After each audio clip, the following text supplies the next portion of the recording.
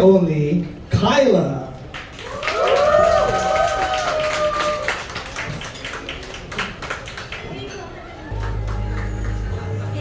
Anywhere? Hi, good afternoon. Good Welcome afternoon. to our media con, and thank you so much for taking your time to be here. Alam ko traffic sa labas, but thank you so much for being here today with us. And thank you as well. Oh my goodness, Kyla. You know, I'm so starstruck right now. Are you guys feeling the same? Right? I've never seen such, such stunning beauty Wow. and an angelic voice Joke till yan. I met you. Thank you. And speaking of jokes, Miss Kyla, I know you're very famous for your knock-knock jokes. Do you have one right now, just in case? Oo, meron ako. Ayan, sige. Para lang ma-warm up natin ang Q&A natin. Sige. Miss Kyla, Ano ba go. yun? Okay, knock. Who's there? Kyla. Kyla, who? Kung kailan kong iwan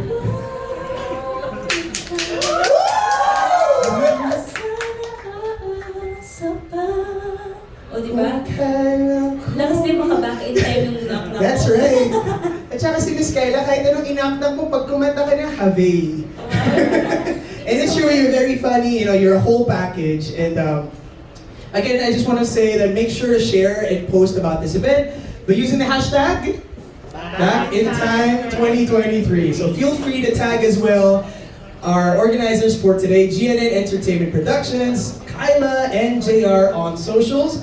We've reached the most important segment of the program. The floor is now officially open for Q&A.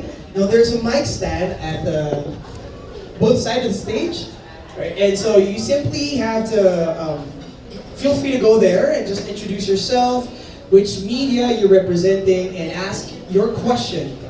Now, a gentle reminder lang for all the questions natin, we are only entertaining questions related to the artist's upcoming concert, music, future plans, global and domestic achievements, and anything related to their reunion show happening on September 2, 2023. All right, so you may line up for your questions, and I'm so excited for this part really, kasi this is the meat and the heart of what's happening. So for sure, people are so excited to throw their questions, but let me ask you the first question. Okay.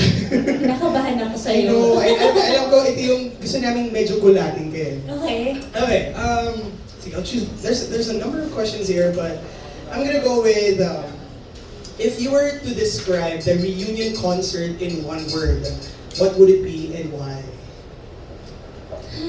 Hirap naman. That's right, let's go to the next question. Ang dami kasi. Ang dami kasing lumalabas sa isip ko. Exciting. Exciting because we haven't done a concert in so long. And I'm excited to see JR, and I'm excited to sing with him again and feel that magic again on stage with him. Ayun, and I'm excited to share that magic with everyone. Kaya exciting. Okay ba yun? Exciting. All right. So those are some of the tag words we're going to be really looking forward to. All right, let's open the questions now to our media friends. Anybody from our media to ask their question? All right, we have our first question. I'm Axel from Arkansas. Hi. Ay, congratulations po. Kamusta yung mabalik ng bala ni JR? Kasi diba, way back nung high school ako. Ngayon, pinaka-high-end from the RN. Totoo ba? Oo. Ano ulit yung question, sorry? Kamusta yung pabalik ng bala? Okay. Actually, pareho kaming na-excite na mag-perform again in a concert dahil nga, like what I said earlier, ang tagal na nung huling nag-concert kami. Nagkakasama kami on TV all the time, tapos pag mga may events, corporate events, ganyan. But not in a concert na we'll be singing a lot of songs. And that's something that excites me kasi like I can't wait to just sit with him and talk to him about like what we can do in our songs and what arrangement we're gonna do. It's exciting for me. So, yun. Last question na, ano yung favorite songs niyo pareho? Favorite, Say That You Love Me. At saka sa cover songs, since ito talaga yung first time ever na nag-perform kami on stage na feel namin yung there's magic when we sing together. It was Laundromat. I don't know if you remember. Use a line, cheating, son of a, the way you do me, boy, you're tired of taking yours. See, I know all songs all about me. Shawty, you need to stop it. Hello, yeah, baby, why you? That's a JR. So that was the very, very first song that we performed together on TV. So I'm not sure if we're gonna do that song, but that's one of my favorite songs. Salamat. Thank you. You know, perhaps the reunion concert could be filled with a lot of surprises. No? Yes. And for sure, maraming mga, sinauna yung kinovers and perhaps new surprises as well. Yeah. Alright, let's open the floor to more questions. Hi, good afternoon. I'm Leo Mendiola from Leo.ph. So first of all, congratulations for the Back in Time concert. I know your fans are really looking forward for this one. So can you share us kung paano nabuo or paano nagkaroon ng spark na, okay, let's have a reunion concert, it's the time and people are looking forward to it? Actually, this concert is like a surprise for both of us. Kasi the beginning of the year, di ba, like every artist, we have this meeting for like our plans for the year and stuff like that. This concert, hindi namin siya naisip at all. And then so when GNN approached us and parang gave us this idea and then they want to do this concert and produce this concert together with Cornerstone, syempre, we were so excited. Like, oh my gosh, this is something that we haven't thought about doing. I mean, this year, na parang, oo nga no, ang gagawin natin dito concert, why not now? It's a perfect time. And we're celebrating our 20th year as a music tandem. So parang ang perfect na on our 20th, may ganito kaming concert. So, sobrang ang dami naming ideas. Like, pag nag-uusap kami, ang dami namin gustong kantahin. Sabi ko, oh my gosh, pag sinulat natin, kinanta natin lahat ng mga songs na naiisip natin, naabutin tayo ng 4 hours. So, parang hindi pwede. So, kailangan namin talagang pumili. So, in other words, excited kami. And we're just so happy na this is happening.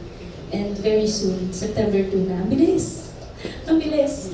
So, Thank you. For my second question, so your concert is titled Back in Time. Back in Time. So kung babalik ka sa past at may babaguhin ka in terms of your career, meron ba? wala akong mapaguhin. I'm happy that I've met the people I've met. I'm happy nakasama si JR doon and we've done collaborations, we've worked together. He's part of my music career and my journey as an artist. Wala akong everyone in my life, including up to now, they were parang sent from the heavens. Parang, baka maging baka mag-sound out ng preaching dito. So anyway, well, I'm just happy with everything na. I'm not gonna change anything. Thank you so much. Those beautiful questions as well. Okay lang po yun. Wala po tayong word limit. Tama lang, i-boost talaga natin for today. Kasi for sure, bubuhusin nyo na naman ng talent this coming September 2. And you keep mentioning the word exciting. I feel like Kyla is a person, it's just can sound like a simple word, no, exciting. But everything Kyla does, says, and feels, I feel like you feel it all very intensely. Like to just say beautiful, to say exciting, everything is intense here. I feel you are a woman of sincerity.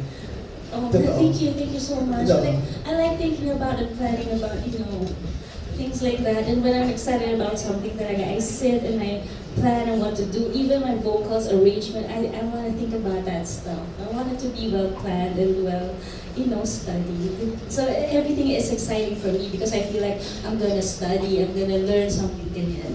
And it really answers the questions why you're successful from the 2000s up till today. Hanggang ngayon, successful ka talaga. And so let's open this floor to more questions. Hi.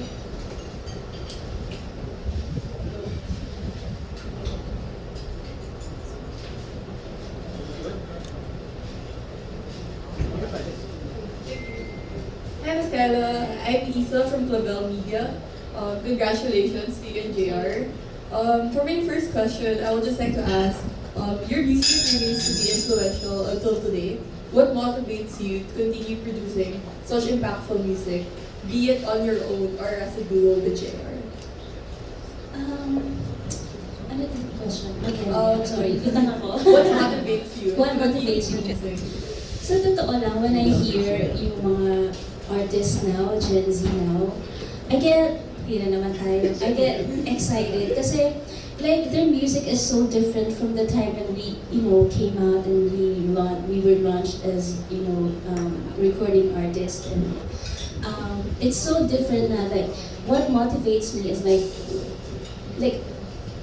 the people that I work with, like now, like the mga singers ngayon, I learn something from them. And like, it makes me happy thinking that some time ago, they were the ones listening to us, and now we're listening to them, and now we're also learning from them. And that motivates me, to learn something new every time, like we meet new artists, and it challenges me, and so ako lang yun na. Parang it challenges me and makes me want to do better and parang to keep up and keep my toes, like, alam niyo, parang walking on eggshells. Like, you gotta be like that. Like, you gotta keep learning, and I think, yun ang motivate sa kanya. Okay. For my second question, if there was one song or lyric that describes your journey as an artist right now, what would it be? What song? What song or lyric? Mahirap yun. Kasi kinanta ko yung Sana Maulit-Muli kanina. SS ako. Ano bang magandang song? Siguro, sige, since the title of our song is Back in Time, siguro yung song na, ay merong sinulat si JR na song for me before na Not Your Ordinary Girl. Baby, I'm not your ordinary girl from down the street. Always busy working, gotta stay on track, gotta watch my back from distractions. I'm not the kind of lady that stays on top of things. Can't let nothing face me, that's the way it is, cause that's how I live. Yeah, cause that's how it's been since the beginning of time. For me, ayun. Thank you. Thank you. Thank you so much. I feel like the song questions are very quick questions. Kasi pag tinanong mo siya kung anong kanta, kakantahan tayo ni Kyla. Kasi di ba ang meaningful ng song? Yes. Parang like it's something that you can relate to. I mean, you are an extraordinary girl. Pero hindi ko sinasabi na extraordinary. Yung lyrics lang. But it goes to show, no, with her answers na, you said, you mentioned that you love to learn. And you even love listening to new music nowadays, even if you're already the queen of R&B. It just shows how humble and how much humility you have in you. So, congratulations for being so grounded. All right, another question.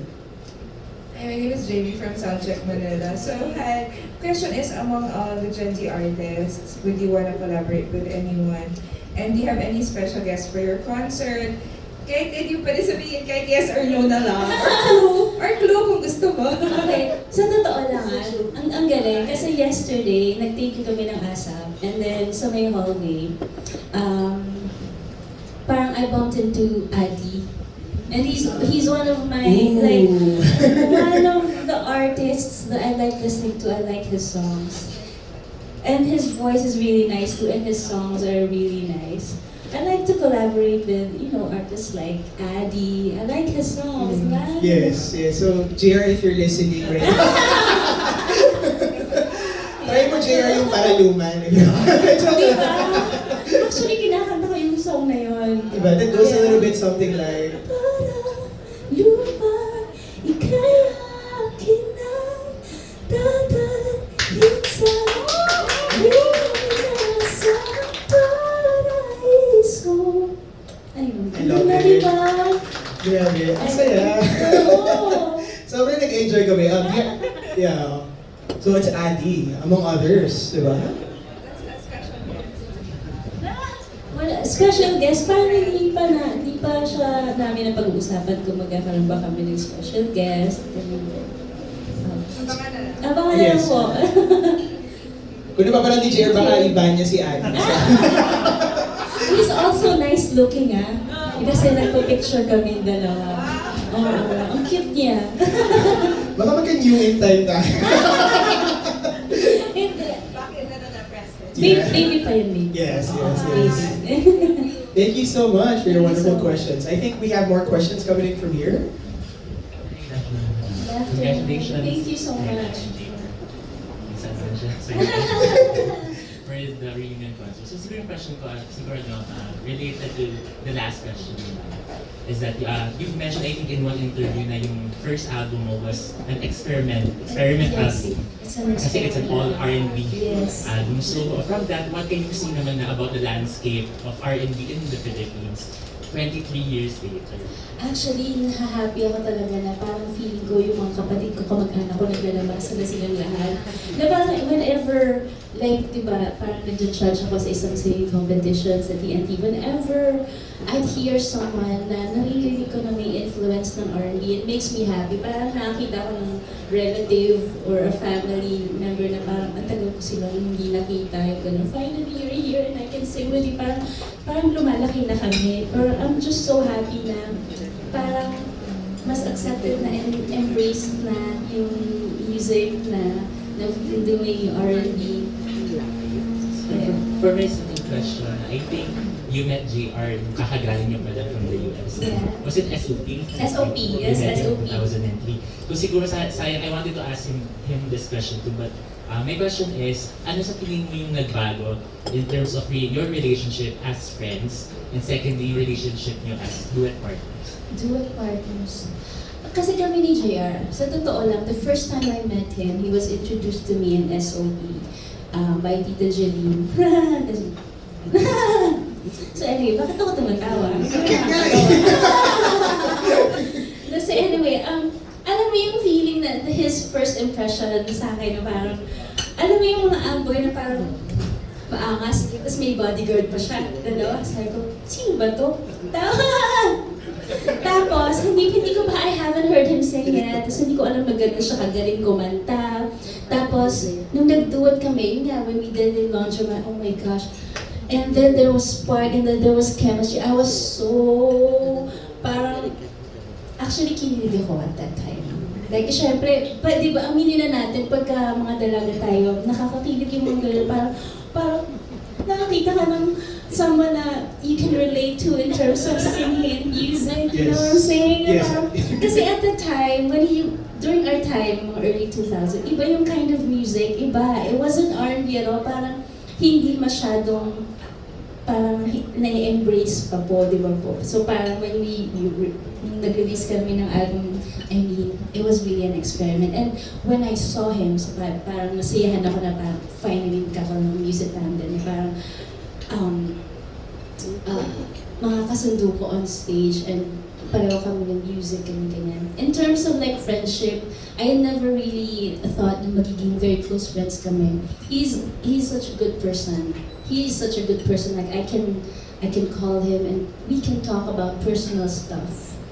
And like I can call him ganyan, but like when I want some advice, and he does the same thing. And also like even with Mika, like his wife, like I talked to her a few weeks back, like we can share personal stuff and give advice. Like yun naman sabi ko, he's such a good person. He's a keeper for a friend, yeah. So you're going back lang, add ko lang din sa Alright. yung changes sa tingin mo sa yung music. Sa music, Through the years, paano ba nagbago yung sound mo sa tingin mo? mas mature na eh. Kasi dati yung mga sinusulat namin, like yung mga Not So Ordinary, medyo fun and iba yung vibe ngayon. Tapos when we wrote Undeniable, it was also different, di ba? Parang it's more mature. Have you heard Undeniable? You're undeniable. But it's just different the way kung paano nilalatag yung music and the vibe, I guess. I can't explain it. I can't find the words. Wow. But it's just different. It has matured a lot and definitely have grown. Yeah. Sorry, and so for evolved. last question, Alright. since you mentioned yung Undeniable, so have you talked about writing another song together Oo. na based ulit sa inyo? Actually, every time nagkakausap kaming dalawa, parati namin na pag-uusapan yung writing songs. Kasi every time we sit and try to write some songs, something good comes out. Like when, ano ba yung mga songs na,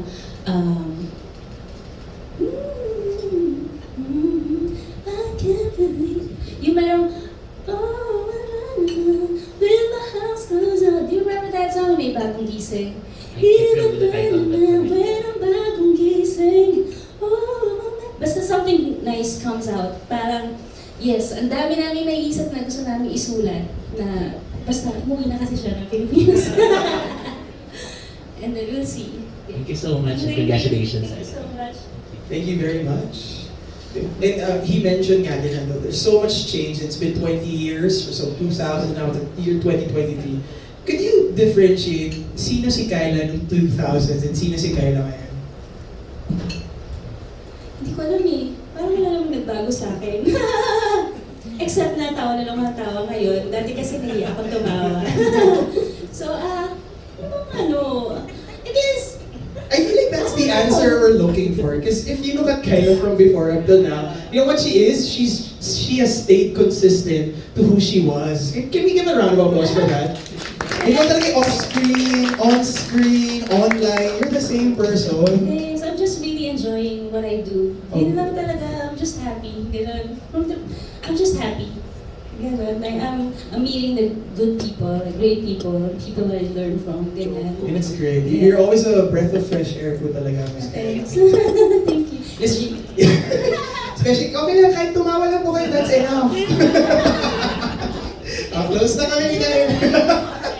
Alright, so we got more questions coming in. Alright, sige. I think the mic's already working. Can we try it? Hello po, Miss Kyla. I'm Crystal po from PEP. So, congratulations po on your milestone.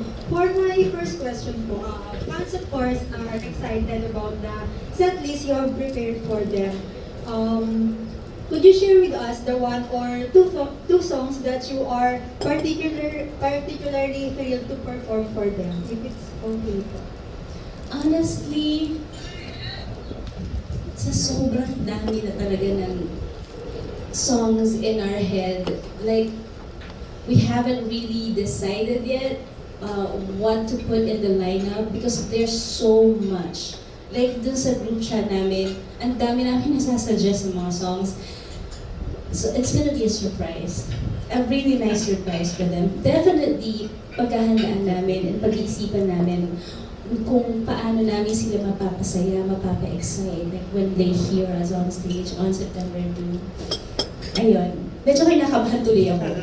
So, Chris, abangan nila lang. Nakaka-pressure yung pag mga ganyan song list. Kasi syempre, may pressure na we want to meet their expectations. And we want them to go home na masaya sila and they can refer to our versions and, you know, our performances and go back to it and listen to it again. You know what I'm saying? Like, pag nag-aaral ka, di ba, parang, I want it to be something that they can refer to and, you know, study, ganyan.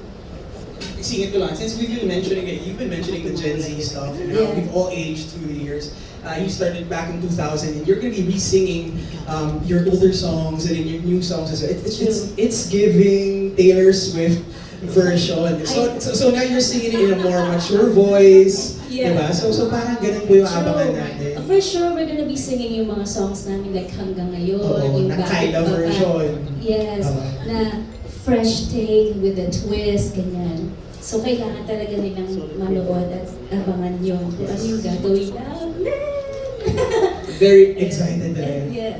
Since you've mentioned po na gusto niyo po talaga mapasaya yung fans niyo po, ano po yung parang message na gusto niyo pong sabihin sa kanila, especially po now na hanggang ngayon nakakasama niyo po sila at sinusuportahan po nila kayo? Ako, masayang-masaya lang talaga ako na like, whenever I hear someone tell me na parang, you know, I've listened to you since I was in high school. Kasi I get a lot of messages on Instagram, yung mga ganon, even on TikTok, na parang pag sinasabi nila na I bought your albums, I used to watch your shows, your concerts, ganyan. Napapasaya talaga ako. Ano po ulit yung tanong?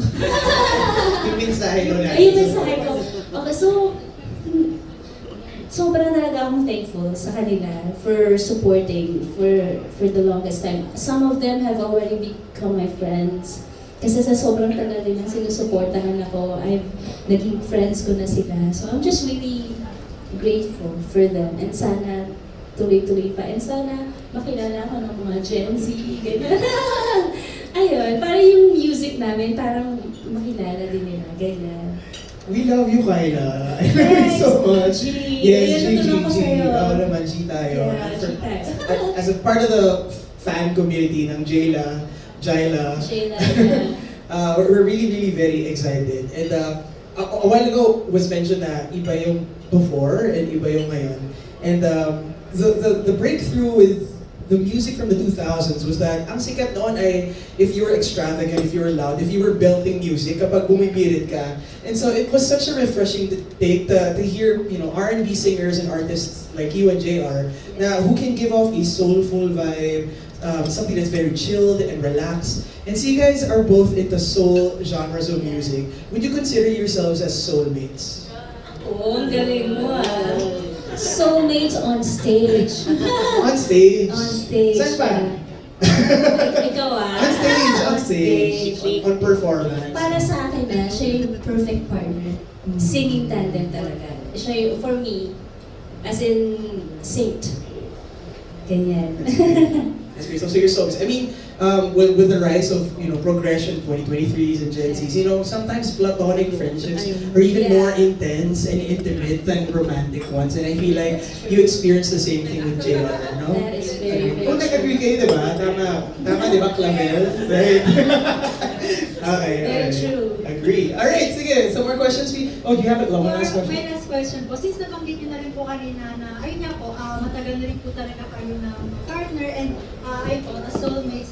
Para po sa inyo, what do you think is the key to maintaining the chemistry and harmony that you have on stage and of course, off camera din po? Ang secret, you know, wala naman actually yung secret, but siguro it's good that we became good friends, that we can easily parang sit down and talk about anything and write anything, ganyan. I think that helps. That helps a lot, like friendship. Yeah, and yeah. Thank you po. Thank you so I much. adore you po. Oh, thank you so much. Siya pa yung sabi, dapat medyo closer kayo when you're singing. Para ano, oo, sinasuggest pa na yun, dapat medyo closer kayo para talagang mas effective yung kinakanta nyo. Dapat na-feel nila para kayong actor. So parang dapat in character. Ang gano'n. And it shows so much security din sa husband Yeah. mo, no? The amount of trust. That's Wow. right. Grabe, ang perfect mo, Kyla. Hi, namin. Mas perfect ka. Oo. Hindi po. Malayo po. But we will entertain more questions. Sige po. Yeah, hi, Ms. Kyla. Good afternoon. My name is Ant on behalf of the Palawander. So my question to you is, how has your musicality changed over the years? And I'm not sure if you've talked about it na kay JR. Have you talked about like making sign arrangements to the kind of music or to the kind of songs that you'll be singing? Since I know that this is back in time, but of course, we want to make sure na somehow the Gen Zs can also relate to what you're singing. So are there any plans to make some minor arrangements in terms of the melody or of the songs that you'll be singing? Yes, definitely. We're planning to do that. You know what? Kasi ngayon, it's so easy na to study and dahil kasi sa mga YouTube, madaming reference. Back in the day, wala namang Spotify, walang iTunes. Like, if you want to study an artist and learn and kung ano yung ginagawa nila, what they do in their arrangements, in their concerts, you have to, dati pa nga, bibili ka, mag-rent ka ng VHS, yung mga concert, diba? You have to buy the CD, pupunta pa ng Quiapo para hindi nga download pupunta ka ng Quiapo para magpa-record ng mga songs and concert nila, Ella Fitzgerald, yung mga gano'n, yung mga gusto mong hindi masyadong popular, kailangan i-research mo talaga sila.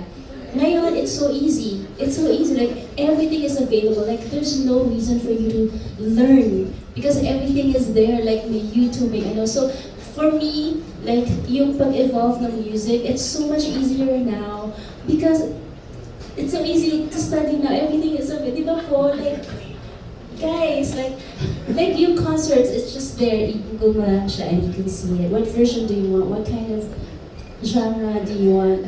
How do you want to do this? What kind of arrangement? There's a reference and it's easy to get it. Yeah. So excited kami. So magkakaroon ng mga slight changes. Yeah. You know, to entertain more the crowd of today. Yes. Yeah, and just one follow-up question. So over the years, ano yung sa tingin mo that something that you've discovered na you never thought that you had it in you pala? Like over the years, I'm pretty sure maraming mga changes na nangyari over the years. You got married and have your family. So ano yung, I think one thing that you discovered differently na parang hindi mo inisip na ito pala yun? Yes, yes. Oh, I mean, in terms of like anything, like Yeah, family, anything, and then yes. honestly, this is very personal to me, but like my family moved to a different country. Like I mean, my parents are in Canada. My sister, my brother, they live there now in Canada. That's something unexpected for me because they've always been my backbone, my like support system. Like I've always depended on them. Like yung kuya ko, he would research for the songs that I can study. He's such a great listener. Siya yung nagturo sa akin. That's why ganito ako ka-OC pagdating sa when I'm doing my runs. It was my brother. He was the one parang this is a wrong note. Ito yung note. Siya yun. So parang when they left and my sister, she was there helping me. And of course my dad, my mom, they're both singers and they were there from the very beginning until they moved to Canada with my siblings. It was something na I did not expect ever. Kasi parang feeling ko, magkakasama lang kami forever. And then life happens and then, you know, you have to live and you have goals in life and you have to embrace change. So you can, you know, grow also. I can't be too clingy kasi syempre they have their own lives and they wanna, you know, they want to better their lives. You know, they're successful there now. And then my sister now. I'm sorry. I'm very proud of my siblings. I'm so sorry. But, you know, like, when my ate, when she got married, kasi sobrang very, very, very, very close kami ng mga siblings ko. I don't have a lot of friends. My best friends are my siblings. So when they moved to Canada, parang akong parang nakulangan ako ng toast, charot. Toast na lang. And then parang alam mo yun, parang medyo nahirapan ako. Ganyan, mag-adjust. It's different. But of course, I'm just happy now. I have my husband na parang, and my son, na talagang super support. Yun lang. Pero iba when they were there, like, ibang mag-perform when they're there to watch you, na iba yung support. It's something, you know, very sincere. And iba. Thank you, Miss Kyla. Yeah. Thank you so much, Lynn. Those are great questions in the follow-ups. Thank you. Intense na rin pala, no? Right now. I mean, everything, like, people are really into everything that you're doing. And you mentioned yung before, yung hirap ng access to information para matuto ka from different sources. And so it was really hard to become an artist before. And so you being an artist from before, it really is, you know, it's a huge shine on why you're successful from that day to today. And nakakatuwa ka talaga. To this day, si Miss Kyla yung pwedeng, you could be a one-woman show eh. Oo, kasi, di ba? Kasi you could just talk about something, tell a story, tapos may kasama ng laugh track. Kasama na, hindi mo na kailangan i-edit. Pero, and nakakatuwa talaga, you know, apart from your singing ability, is your personality as well. It's something we're all always looking forward to. And, you know, as we mentioned kanina, you've remained consistent for 20 years. And so it's a beautiful thing to see you today. And you've been mentioning na thankful ako kasi makakapag-perform ikaw ulit with JR. But I feel like we have to say it to you that we're thankful na mag-perform ka para sa amin, di ba? And we're very, very excited for that. Alright, so let's entertain a few more questions. Sige po. Hello po, I'm Pauline Del Rosario from Bandera Inquirer. Clarify ko lang po yung question kanina. So, beyond your reunion concert po, may plano po kayo magkaroon ng future collaborations or projects together po with JR? Yes. Hindi. Parang, for me kasi parang yun yung parang something na i-expect mo from us all the time. Kasi, babalik ako sa kanya. I mean, you know what I mean? Like, I have already collaborated with, you know, some artists, different artists. But I still go back to like collaborating with him.